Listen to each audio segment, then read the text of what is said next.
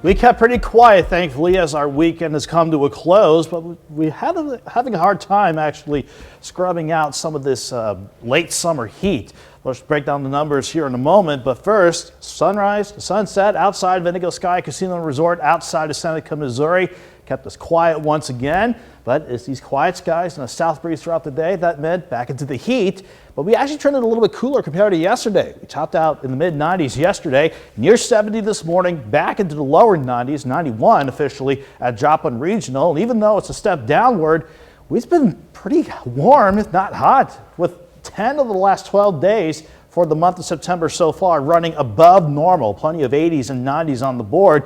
Hopefully, we're going to get a good downward trend for the middle of this week with our next storm system on the way. We'll show you where that is in a moment. But 7th and Rangeline, looking quiet from the east side of Joplin. So at least we're keeping quiet again as we go into the rest of the night. 74 in Joplin.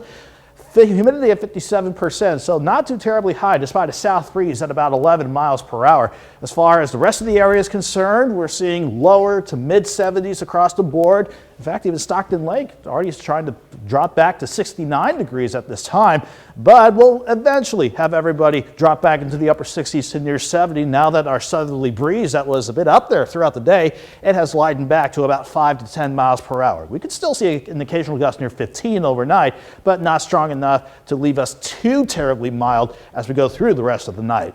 Not much to track throughout much of the day in our immediate area, but you can see how just to the west, there is still a cluster of thunderstorms trying to hold together across western parts of Kansas.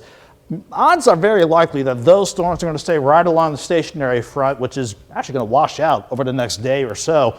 But this part of our frontal system, that is our next cold front in the Pacific Northwest. That's going to change our weather up once we get into the middle of the week, and that will finally start to head our way now that the upper level ridge is actually starting to break down a bit, split into two, these upper level highs, and that's still going to allow the jet stream to sink toward the south as we go toward the middle of the week. But as long as we're still on the hot side of the jet, we got to get past the mild start in the morning before we go back into the late summer heat.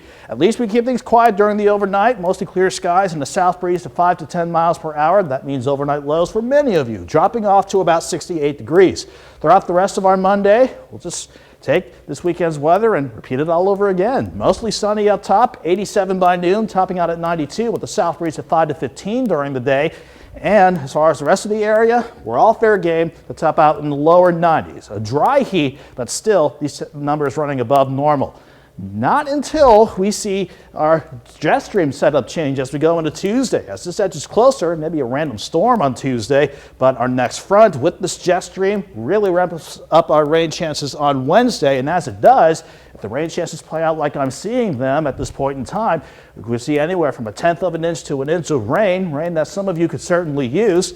Plus, it doesn't hurt that we'll take the little cool down the temperatures. That'll come along for the ride as well.